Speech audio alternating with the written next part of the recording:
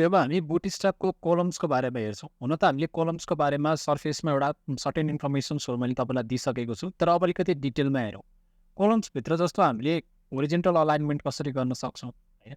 त्यस्तै तरिकाले vertical alignment कसरी गर्ने, त्यस्तै तरिकाले कोलम ऱ्यापिङ भनेको के हो, कोलम ब्रेक्स भनेको के हो, ब्रेक पोइन्टको कुरा गरिसकेको छ है हामीले। सो अझै पनि म तपाईँलाई अझै यसको बारेमा केही कुराहरू गर्छु। त्यसपछि अफसेटिङ कोलम भनेको के हो, त्यसपछि रिअर्डरिङको कुरा के हो। अब यो भिडियोमा डिस्कस गर्नुभन्दा अगाडि अलिकति म तपाईँलाई थोरै रिकल गर्न चाहन्छु। हामीले सिएसएसमा फ्लेक्स बक्सको बारेमा हेरेको छौँ, जहाँ हामीले भर्टिकल अलाइनमेन्ट कसरी गर्ने, होइन? त्यसै गरी होरिजेन्टल अलाइनमेन्ट कसरी गर्ने, जस्टिफाई कन्टेन्टको कुरा गरेको थियो। तपाईँलाई याद छ भने जस्टिफाई कन्टेन्टको थ्रुबाट हामीले होरिजेन्टली आइटमहरूलाई अलाइन गर्नु पऱ्यो भने जस्टिफाई कन्टेन्टको प्रयोग गर्छौँ। त्यस्तै तरिकाले हामीले भर्टिकल्ली आइटमहरूलाई अलाइन गर्नु पऱ्यो भने हामीले अलाइन कन्टेन्टको जुन कुरा गर्छौँ भनेर मैले भनेको थिएँ, होइन? यसको बारेमा त्यसै गरी रिअर्डरिङको बारेमा अर्डरहरू दिने कुराहरूको बारेमा पनि मैले तपाईँलाई कुरा गरेको थिएँ, अर्डर प्रपर्टीको बारेमा, होइन? यो कुराहरूको बारेमा थोरै तपाईँलाई रिकल भयो होला। भिडियो हेर्नुभएको छ भने, भिडियो हेर्नुभएको छैन भने पनि म यो भिडियोमा डिटेलमा कुराहरू गरि नै हाल्छु। सबभन्दा पहिला देख्न सक्नुहुन्छ मैले एउटा फाइल बनाएको छु, columns.html भनेर। यसमा मैले बुटस्ट्र्याप लिङ्क गरिसकेको छु। सबभन्दा फर्स्ट स्टेप भनेको चाहिँ अब हामी कोलम्सको बारेमा हेर्नको लागि डिटेलमा अलिकति हेर्नको लागि फर्स्ट स्टेपमा म एउटा कन्टेनर भन्ने क्लास बनाउँछु, होइन? त्यसभन्दा पछाडि मैले एउटा रो बनाउँछु र त्यसपछि म एउटा कोलम बनाउँछु। यो फर्मेट भनेको चाहिँ तपाईँले जहिले पनि फलो गर्नुपर्छ है। पहिला कन्टेनर, त्यसपछि रो, त्यसपछि कोलम। यदि तपाईँले कुनै रो बनाउँदै हुनुहुन्छ भने पहिला कन्टेनर बनाउनुहोस्। कन्टेनरको पनि टाइप्सहरू छ, त्यो तपाईँलाई थाहा छ, होइन? कन्टेनर फ्लुइड, त्यसै गरी कन्टेनर ब्रेक पोइन्ट्स, त्यस्तै तरिकाले कन्टेनर मात्र पनि युज गर्न सक्नुहुन्छ। यिनीहरूको डिफ्रेन्सेसहरू तपाईँलाई थाहा छ, होइन? अब कुरा गरौँ रो त्यसपछि कोलमको कुरा छ। यदि तपाईँले कोलम बनाउँदै हुनुहुन्छ भने त एट फर्स्ट तपाईँले रो बनाउनु पर्छ, होइन? अब यहाँनिर मैले यो कोलमभित्र गइसकेपछि 1 भनेर लेखेँ, होइन? त्यसपछि तपाईँले यसलाई नै एक दुईवटा म अझै थप्छु, होइन? Control alt down arrow use गर्न सक्नुहुन्छ तपाईँले VS कोडमा, अथवा तपाईँले सर्टकट की चुज गरेर तपाईँले यसरी कपी गर्न सक्नुहुन्छ, होइन? मैले ल चारवटा, मैले 3वटा 4वटा जति बनाएँ। मैले 1 लेखेँ, त्यस्तै तरिकाले 2 लेखेँ, त्यस्तै तरिकाले 3 लेखेँ, त्यस्तै तरिकाले 3वटा मात्रै बनाउँछु अहिलेको लागि म डिप, होइन? त्यसपछि यिनीहरूको ब्याकग्राउन्ड कलर म दिन सक्छु। हामीले कलरको बारेमा कुरा गरिसकेको छौँ। मैले यसलाई प्राइमरी कलर दिएँ, यसलाई मैले सेकेन्डरी कलर दिन्छु, त्यस्तै तरिकाले त्यसलाई म इन्फो कलर दिन्छु, होइन? मैले 3वटा डिफ्रेन्ट कलरहरू पनि मैले दिइसकेको छु डिपमा। त्यस्तै तरिकाले यति मात्रै गर्छु। त्यसपछि म पहिला यसलाई कोडलाई रन गराउँछु र यसको आउटपुट हेर्छु। यो कोड रन हुँदैछ र 1 2 3 भनेर मेरो आउटपुट यसरी आइसकेको छ, होइन? अब यति भइसके पछाडि सुरुमा हामीले के हेरौँ भन्दाखेरि होरिजेन्टल अलाइनमेन्टको बारेमा हेरौँ। होरिजेन्टल अलाइनमेन्ट भनेको हामीले अब होरिजेन्टल्ली आइटमहरूलाई हामीले डिफ्रेन्ट पोजिसनमा कसरी राख्ने त। त्यसको लागि सबभन्दा पहिलो स्टेप चाहिँ मैले यो कोलम मात्र युज गर्दाखेरि यसले के गरेको छ, होल विड्थ लिइरहेको छ। यसले डिभाइड गरेर यसले होल विड्थ लिइरहेको छ। त्यस कारणले गर्दा मैले के गर्छु भने हामीसँग म्याक्सिमम कति कोलम हुन्छ, 12वटा कोलम हुन्छ भनिसकेपछि म यसमा जम्मा 3वटा लिन्छु, होल 3 लिन्छु। त्यस्तै तरिकाले यसमा पनि 3वटा कोलम लिन्छु र यसमा पनि 3वटा कोलम लिन्छु। ती 3वटा लिएपछि मसँग कतिवटा बच्यो भन्दाखेरि अब मसँग 3वटा कोलम बसेको छ, ठिक छ? अब अर्को काम पनि म गर्छु। जुन मेरो यो कन्टेनर छ, यो कन्टेनरभित्र गएर म के गरिदिन्छु भन्दाखेरि यसमा अथवा रोलाई म एउटा हाइट दिन्छु, होइन? हाइट दिन पनि सक्छु, अथवा कन्टेनरमै म बिजी डेन्जर भनेर यसको कलर डिफाइन गरिदिन्छु मेरो कन्टेनरको। र लास्टमा यो जुन रेड कलर छ यो भनेको कन्टेनरको कलर हो, ठिक छ? अब यसभित्र म के गर्छु भनेखेरि जस्टिफाई कन्टेन्टको बारेमा बुझाउँछु तपाईँलाई, है? जुन होरिजेन्टल्ली आइटमलाई अलाइन गर्ने कसरी त। अब एट फर्स्ट म यहाँनिर रोमा आउँछु। त्यसपछि यहाँनिर गइसकेपछि मैले justify content at the starting पोइन्टमा मैले के गरिदिन्छु, स्टार्ट गरिदिन्छु। जस्टिफाई कन्टेन्ट स्टार्ट गरिदिन्छु। अब यो जस्टिफाई कन्टेन्ट स्टार्ट गऱ्यो भने स्टार्टिङ पोजिसनमै छ यो 3वटा। एट द फर्स्ट स्टेपमा स्टार्टिङ पोजिसनमै बस्छ, केही पनि प्रब्लम भएन। त्यस्तै तरिकाले जस्टिफाई कन्टेन्ट मैले सेन्टर गरेँ भने यो सेन्टरमा सर्छ। हेर्नुहोस् है, हाम्रो कन्टेनरको कलर भनेको मैले रेड कलर दिइरहेको छु। यो कन्टेनरको सेन्टरमा गएर बसिरहेको छ। कन्टेनरको हाइट विड्थ दिएर तपाईँले बढाउन सक्नुहुन्छ। अहिलेको लागि तपाईँले बुझ्नुहुन्छ 3वटा आइटम बिचमा सेन्टरमा गएर बसिरहेको छ। त्यस्तै तरिकाले जस्टिफाई कन्टेन्ट मैले इन्ड गरेँ भने के हुन्छ, यो इन्डमा गएर बस्ने भयो, होइन? अब यो जस्टिफाई कन्टेन्ट स्टार्ट भयो, इन्ड भयो। त्यस्तै तरिकाले अरू हेर्नुहोस्, जस्टिफाई कन्टेन्ट मैले के गरेँ, बिट्विन गरिदिन्छु। अब बिट्विन गर्दा के हुन्छ, बिचमा मात्र स्पेस राख्छ। हेर्नुहोस् है, यो 1 छ, त्यसपछि यहाँ बिचमा यो रेड कलर भनेको कन्टेनरको कलर भयो र यो 2 र 3 को बिचमा भएको भने यो कन्टेनरको कलर भयो। यसलाई के भयो, बिचमा गएर बस्यो, होइन? अब बिट्विन नभएर मैले एराउन्ड गर्न सक्छु।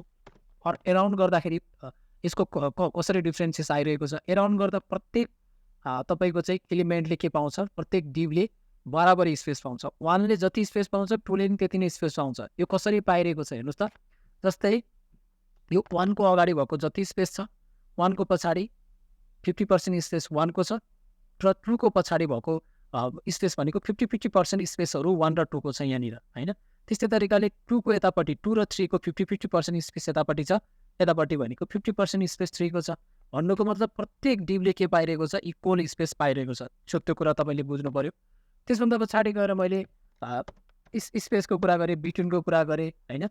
अब तपाईँले यहाँनिर बिट्विनको कुरा, सेन्टरको कुरा, इभनलीको कुरा हैन, इभनली गर्नुभयो भने इक्वल स्पेस सबैतिर डिभाइड भएर जान्छ, जुन कुरा हामीले फ्लेक्समा पनि हेरिसकेको छौँ। यो भनेको होरिजेन्टल्ली हामीले आइटमहरूलाई हेऱ्यौँ, ठिक छ। अब डिफ्रेन्ट प्रपर्टी फ्लेक्समा जे युज गर्थ्यो त्यही युज गर्न सक्छौँ। त्यस्तै तरिकाले अब मलाई भर्टिकल्ली आइटमहरूको अलाइनमेन्ट गर्न मन लाग्यो भने, जस्तो म रोमा पनि सर्टेन हाइट दिन्छु हैन, किनभने हामी भर्टिकल अलाइनमेन्ट गर्दैछौँ। यसमा स्टाइल भन्ने CSS युज गर्छु र यसको जुन हाइट छ, म हाइट मैले जस्तै 500 पिक्सल दिन्छु है।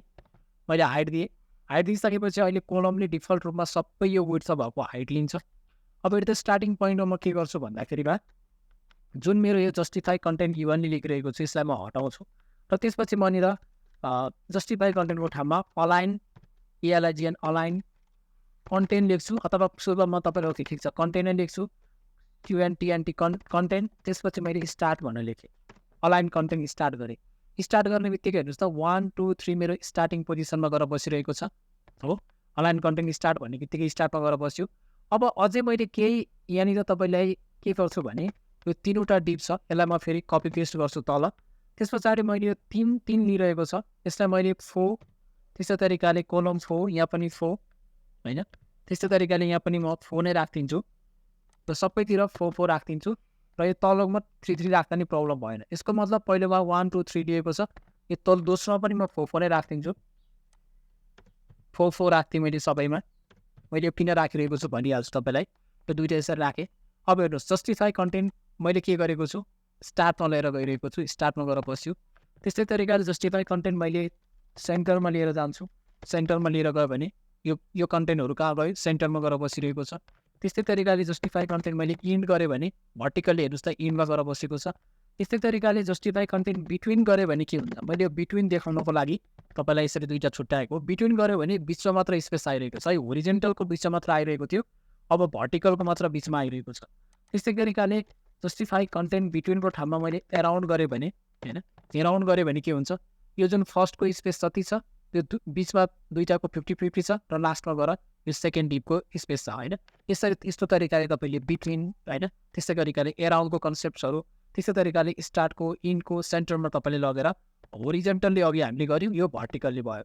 त्यस्तै तरिकाले आइटममा मात्र खेल्न पनि सक्नुहुन्छ। मैले फेरि यहाँ कोडमा गएर मैले 3वटा मात्र राखेँ फेरि हैन, यो मैले हटाइदिएँ, 1 2 3 मात्र राखेँ, यो 4 4 डिप लिइरहेको छ। अब मैले अलाइन कन्टेन्ट एराउन्ड नराखेर मैले के गर्न सक्छु भने अलाइन आइटम्सलाई मैले स्टार्ट गर्न सक्छु। अलाइन आइटम स्टार्ट भनेको स्टार्टमा गयो।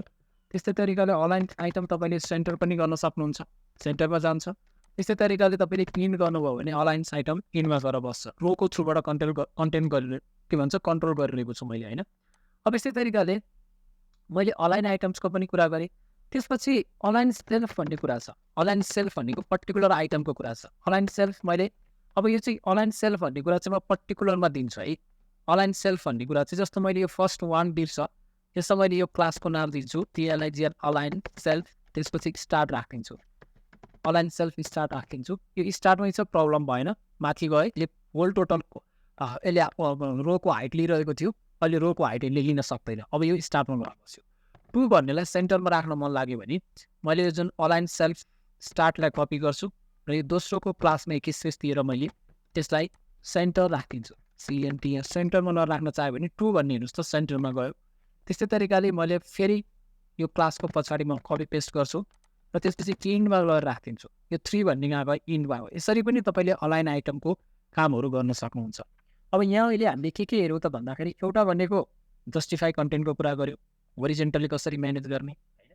पढेको कुराहरू चाहिँ तपाईँले याद गर्नु होला है। जस्तै हामीले हेरेको टपिकहरू पनि लेख्दै जानुपर्छ। जस्टिफाईको कुरा गऱ्यौँ, जस्टिफाई कन्टेन्टको कुरा गऱ्यौँ, होरिजेन्टली म्यानेज गर्नको लागि। त्यस्तै तरिकाले हामीले अलाइन कन्टेन्टको कुरा गऱ्यौँ होइन। त्यसपछि गएर हामीले अलाइन आइटमको कुरा गऱ्यौँ होइन। त्यस्तै तरिकाले हामीले अलाइन सेल्फको कुरा गऱ्यौँ। यति क्लासहरूको बारेमा हेरेको छौँ, यो 4वटा क्लासहरूको बारेमा। यसको बारेमा तपाईँले अलिकति डिटेलमा बुझ्नु होला। र त्यसपछि तपाईँले हाइट दिँदाखेरि जस्तो केमा हाइट दिइरहेको छु मैले होइन, जस्तो मैले यहाँनिर कोलममा हाइट दिइरहेको छु नि, त्यो कुरा पनि ध्यान दिनु होला। कोलममा हाइट दिइरहेको छु, त्यस्तै तरिकाले कन्टेनर, रो र कोलम कन्सेप्ट छ, तपाईँले बुझ्नु होला। यो बुझिसकेपछि सिम्पल छ, केही पनि गाह्रो छैन। त्यस्तै तरिकाले अब हामीले होरिजेन्टल अलाइनमेन्ट हेऱ्यौँ, भर्टिकल अलाइनमेन्ट हेऱ्यौँ। अब कोलम्स ऱ्यापिङ भनेको के त, यो त अलरेडी डिस्कस गरिसकेको कुरा हो, फेरि पनि म तपाईँलाई कुरा गरिदिन्छु। अब कोलम ऱ्यापिङ भनेको के हो भने, जस्तो अहिले तपाईँले सिम्पल आउटपुट हेर्नुहोस्, अहिले हेर्दा 3वटा छ। यसमा सबभन्दा पहिला म यो अलाइन स्टार्ट यी सबै हटाइदिन्छु। हामीले डिस्कस गरिसकेको छौँ।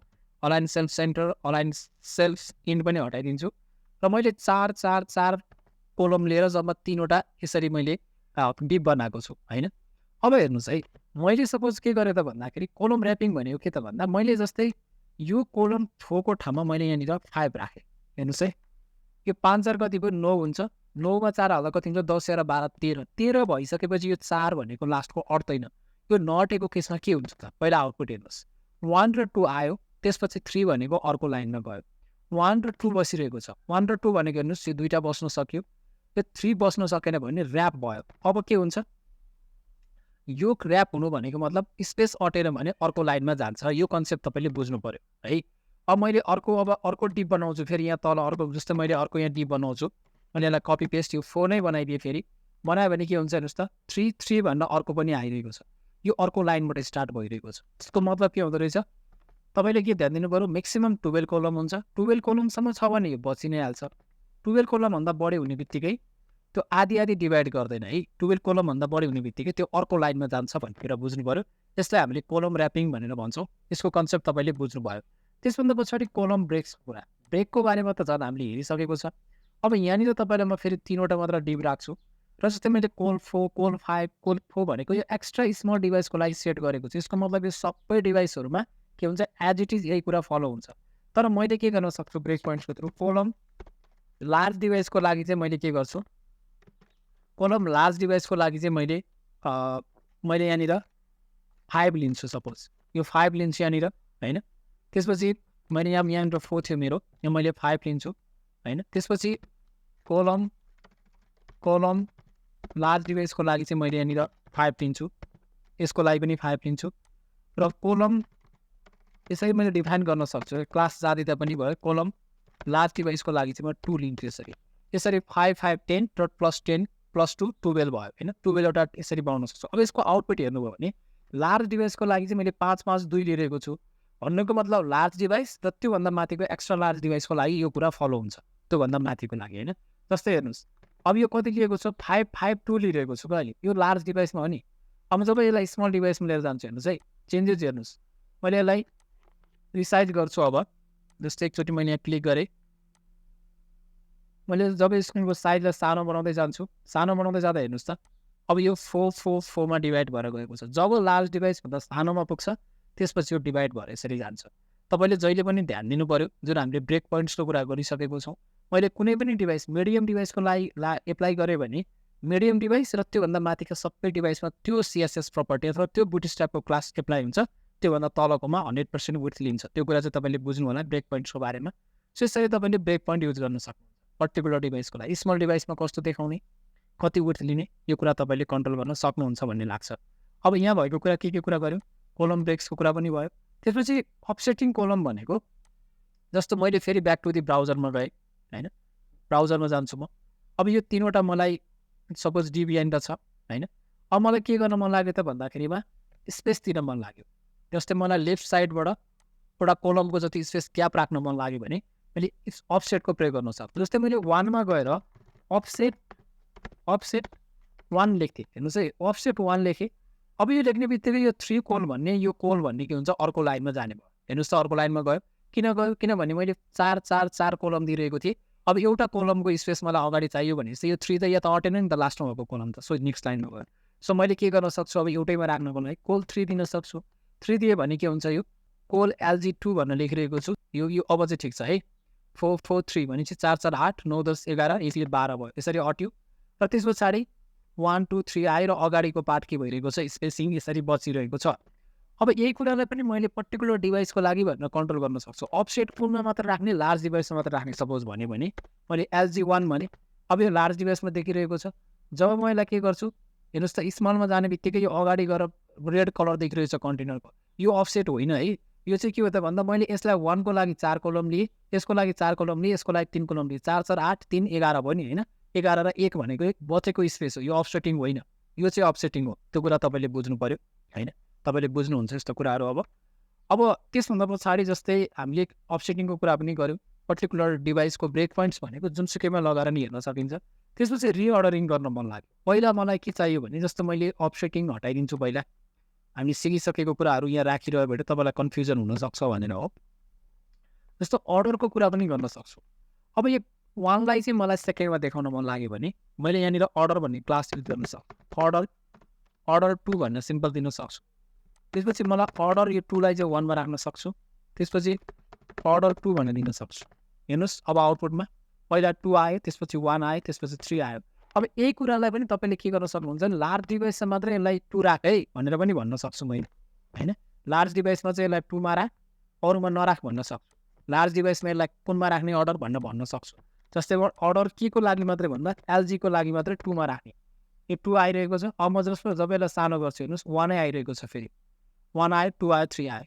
लार्ज डिभाइसमा मात्र पनि एप्लाई गर्न सक्छु। भन्न खोजेको लार्ज होइन कि तपाईँको जति पनि डिभाइसहरू छ पर्टिकुलर 6 वटै डिभाइसेसहरू, एक्स्ट्रा स्मल मिडियम होइन।